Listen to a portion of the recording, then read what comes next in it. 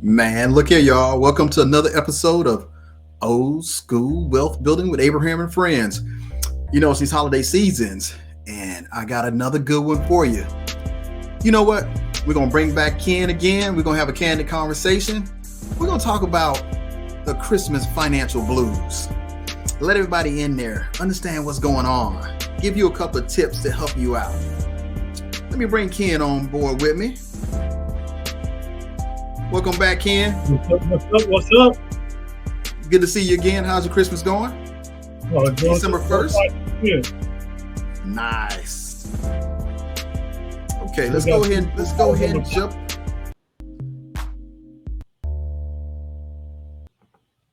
Let's go ahead and jump in this topic. So, Ken, it's 1 December. It's about that time. Shopping is already kicked off. We don't have Black Friday. But we're going to talk about them Christmas blues.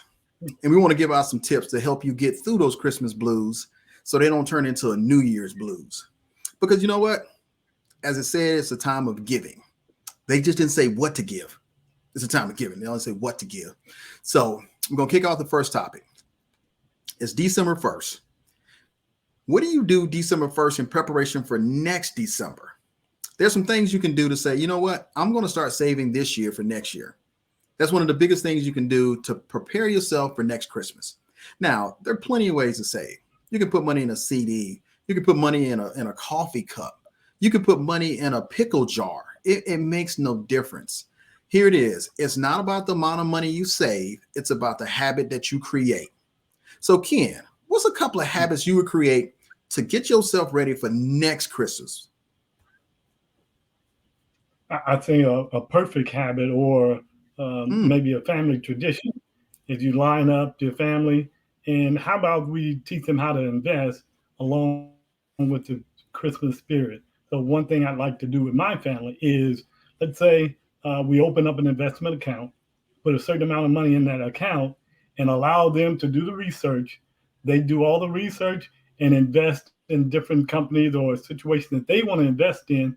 And at the end of the year, 1 November is the cutoff. Whoever has made the most money by then, you double what what you put in the first place. So not only is that a challenge, and everybody likes a little challenge competition, but it gives them an opportunity to do some research and understand about investing and managing their money. So I think that's a good one. I mean, look, at the end of the day, education is the key to successful when it comes to building anything. Wealth is is one of the categories we're dealing with on this show. But here's the thing about it is, and Ken is absolutely right. Set it up like it's a family event. And hey, look, family is everybody. So you may bring some friends in and y'all say, hey, and keep a track of it. Spreadsheet. We got so much technology right now. You can post it every month. Who's doing what? Because ultimately that competition is what's going to create something that's going to build wealth, not only from today, not just because we're saying, hey, how do you get prepared for next Christmas through doing some type of action this Christmas? So Ken, what vehicle you going to use? What kind of tool you going to say is going to be that investment tool that you would use in your family? Now, remember, Ken, you met your family before. So, well, actually, when it comes to investment, my wife is at the mall investing right now, probably. So she knows all about that. I better not. I shouldn't have said that. That's going to get me in trouble. It's not going to be edited out. Yeah, I'd like to say a lot of things is just putting things in perspective. I remember when my kids were younger, and I used to $100. I could fill the Christmas tree up with all kinds of toys, right? And everybody have a good time. They have a bunch of toys. But now that they've gone older, their toys are more expensive. So you have to have yourself in a mindset. And I got into this trap of, hey, I want to put a bunch of things for them to open up under the tree. And I got into that, caught up in it. But now I realize that it's the quality over quantity. So set your mind up, ask them a couple of questions. What are the things that you want if you're going to get your kids a gift? And say, give your priorities, 1, 2, and 3. And whatever that you can afford, that's what you get them. And it doesn't have to be a bunch of gifts. You can give them 1 or 2 gifts and everything will be fine. And I'm sure they'll enjoy it. Quality now, remember, over quantity. You can't afford. Yeah, because remember now, the platform is old school wealth building. So you want to do stuff that creates a mindset and behavior that ultimately builds wealth beyond not just next Christmas, but if you're just trying to prepare for next Christmas, create a type of vehicle, CDs, stocks, mutual funds. Don't get tied up in the vehicle. Get tied up in the action it takes to make sure the vehicle runs. Most people say, well, I want to do CDs. No, you ain't got to worry about what it is. Just have that activity and foster that activity and educate on that activity. Now, we're going to turn to one of these subject matters that we all know personally, credit cards. This is the time to swipe. You get to the register, they said, hey, will that be cash or charge? And I think when they say charge, it makes it feel better. It's like, ooh, man, charge. I got a charge card. I remember when I got my first charge card, I felt like I was somebody, and then when it was gold. It wasn't a gold card. It was just gold in color. And I was giving them my card because now I could actually do it. I could swipe or I could pay cash. Now, we know people are going to go out and use credit cards that already got a balance on them. As I was talking to Kim before the show, go out and look at your credit card APR before you start spending. You already going to use a credit card. I'm not here to tell you not to use a credit card. What I am to tell you is educate yourself on what your APR is. You may use a credit card that doesn't have any APR, that you have zero for a whole year. Understand how that's going to impact you when you got a balance in your credit card. Now, Ken, have you ever looked at the APR on your credit card? I've looked at it and I try to avoid it as much as possible now. And like you said, Eric, we're going to during this time of year and actually throughout the year, we all use credit cards. The wisdom that you put behind using that credit card is really what makes a difference. We have a card that we use, but we get mileage on that. In fact, we pay bills. We do a lot of different things with that credit card because we know it's going to build up. We've been able to go to Vegas. We've been able to travel Mexico and all that stuff for free because of that card. However, we pay that thing off at the end of the month. So you got to get them before they get you. So I'm taking advantage of that card, but I'm not spending my money on the interest that these cards is going to charge you if you prolong that payment more than 30 days. Yeah, Christmas time, man, is one of those times where they are definitely out there shopping for your card. Vendors are looking for you with those credit cards. The credit card company is looking for you with that credit card. Those transactional fees are looking for you on that credit card. So here's the thing. Look at what they're charging you before you start using your credit card. If you got to use a credit card, you got to use a credit card. But just become more educated on the APRs for your credit card. What's the cost for using their money? Because ultimately, they're going to get their money back some way or some form. They're going to get it back from you, and you're going to keep charging on it. So be mindful and educated on how a credit card would fit into your financial structure. I'm not here to tell you not to use a credit card, but what I am here to do is challenge you. If your credit card has a $2,000 limit on it, save up $2,000 and say, okay, you know what? If I ever max this credit card out, now I can pay that credit card off. Now you have what a lot of people won't have. You have an option to zero out your debt. Now, did I do that? Of course not. That's why it's called old school wealth building, because I already did that. I already went through it. So I'm trying to tell you now, I started saying, if I'm going to carry a credit card, I'm going to have that much money in cash. Now, Kim, how you feel about, having cash on the amount of your credit line? Of course, that's wise. We have this poem called "The Wise Old Owl," and that's really something that a wise old owl would do, is being able to max that what you owe. You don't want to be indebted to anybody, because really, once you're in debt to anybody, you're a slave to that person in one form or another. And if you borrow some money from me, I want money back. But you know what? That's a good shot into our next topic. The third tip is, don't you owe me money? First of all, no. You don't no. Oh. It's always gonna be no. It's never gonna be like, yeah, I do. No, I don't owe you money. Because that's a standard answer when you owe people money. No, I don't owe you money. But here's one that gets everybody. And here's the funny part about this next tip. We grew up on this tip. I knew about this tip long before I even had a credit card, had money, was even shopping. And that'll be Black Friday. Stop shopping on Black Friday. Black Friday is not your shopping's friend.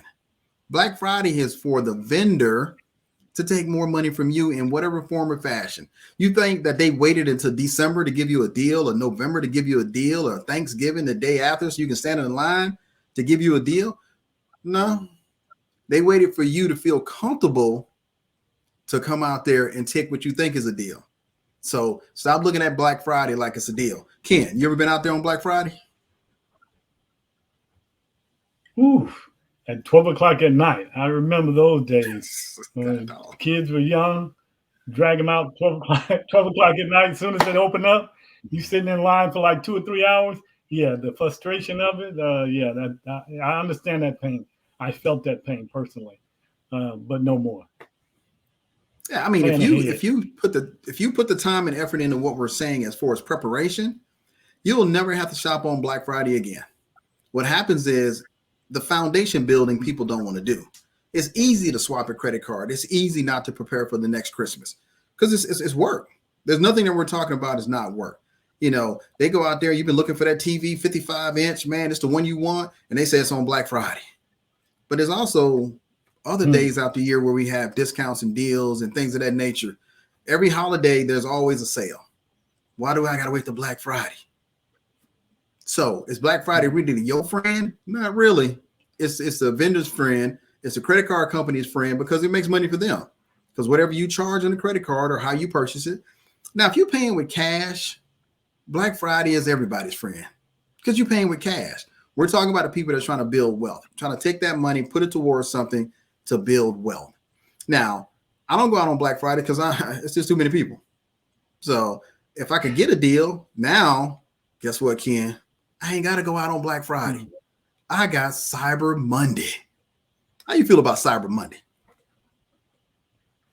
Again, like you said before, if you have the cash to put down on it, Cyber Money is okay. They reduce a little price, and you get caught up in some of those deals. But if you don't have the money, it's really irrelevant. And I'll say this: I love Christmas. I love from Thanksgiving to Christmas.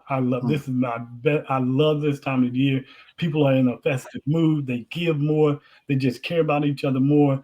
But really, it's really more than, the commercialization of everything. You got to buy this. You got to buy that. If you think about it, if you sit down and think about it, and this will work with your kids if you utilize it, the quality of time that you spend with your kids is the most important thing. I just took a trip up to Fort Wayne, Indiana, where my family's from. Woohoo! And we didn't have to go out and buy a bunch of different things.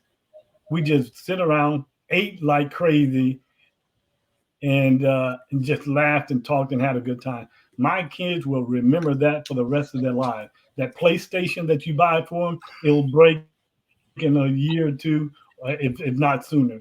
That little doll or all of the train track or whatever you buy will expire a lot sooner than those memories that you create when you just spend time together. So it's really more important about this. We talk about giving and the reason for the season. It's just a time to spend together and give to others, not financially, not gifts, but give your time, and that's what your kids remember more than anything. I got to piggyback on what Ken's saying. I mean, you can't replace a memory with a PlayStation. And the memories, the fun, the excitement, you can always go back on it, but you're going to forget about that game, that car, that computer, that watch. It's going to fade in time, but that memory is going to always be there. So now we move on to this next one. I want you to remember, because I want you to keep that memory going strong. Review your own mess. Because now you got to go back to last Christmas. I'm talking about 2023 Christmas. Go back to 2022. If you're looking at the same bills from last Christmas, this is the podcast for you. This is the one you're like, somebody just told it to me straight. That's your own mess that you just keep dumping in on.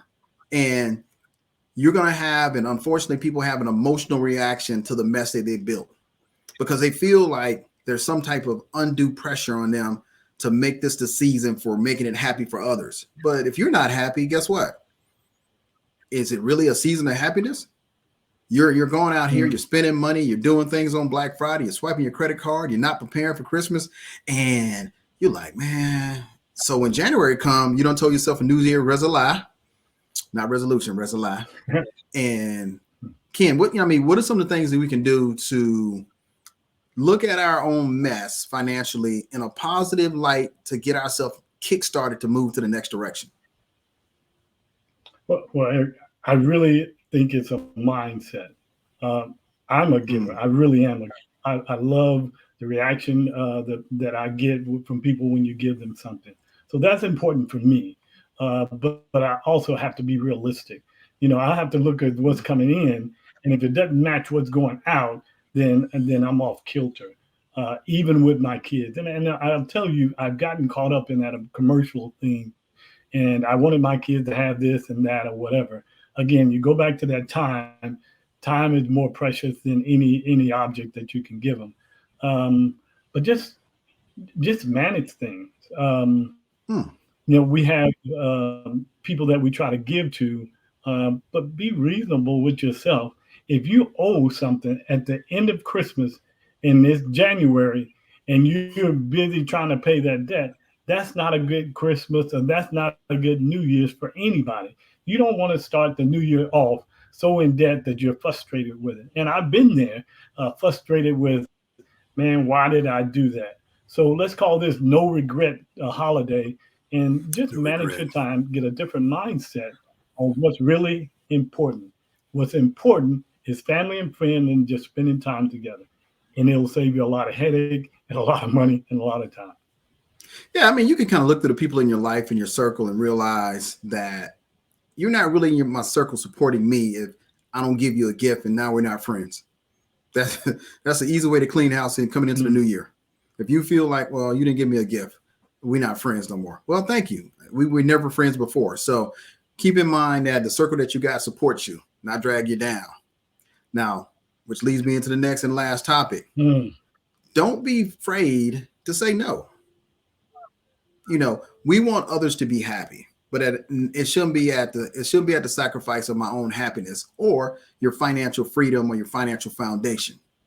I'm going to give to make sure you're happy, but ultimately I got to spend that money to pay it back over the next 12 months out of my paycheck. But as long as you're happy, it's kind of interesting. If you ever looked at a child, when you buy them all these toys and they're 1 year old, they get all these toys and they're fabulous toys, but they pull the pots and pans out from under the cabinets at your house.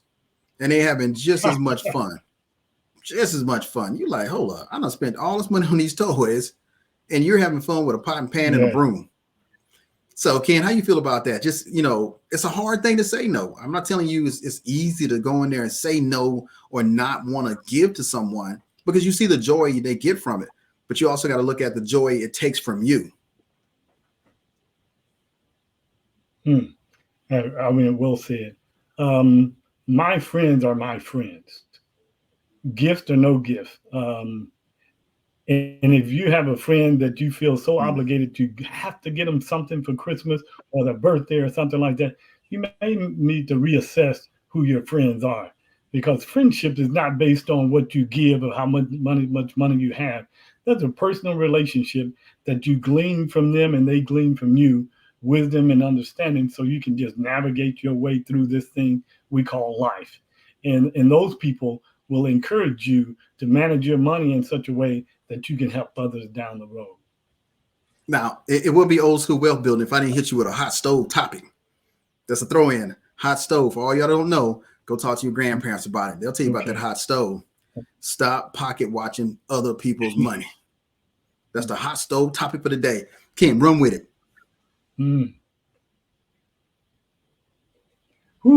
Yeah, that's me. I run with some big ballers. They got a lot of money, so my wife and I can keep up with them on a few things, but some things I just let go.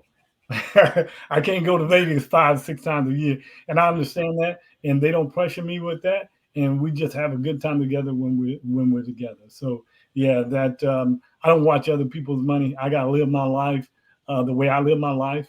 One thing that we try to do is we just leave a legacy for our family and our friends. But that legacy, more than money and material thing, is you. spend each day like it's your last day with your relationships. And those things are called making phone calls to your friends or your family, having those conversations, meeting up and just having a good time together.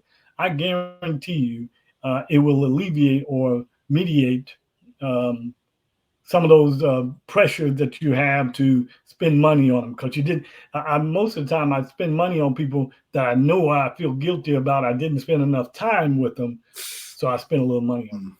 So avoid that and just spend that quality time and your talent with your friends and your family, and don't worry about those material things that'll drag you down.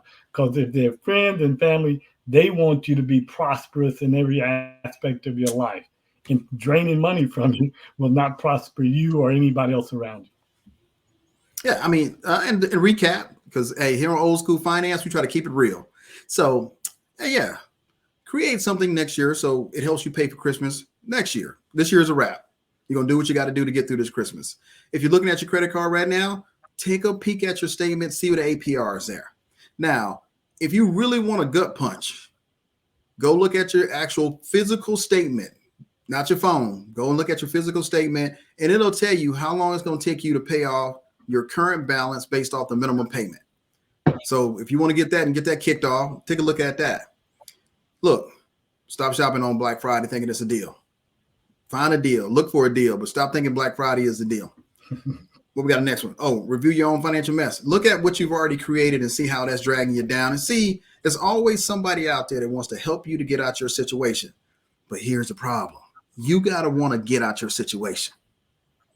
I can't help you get out of a situation that you don't want to get out of. So keep it in mind.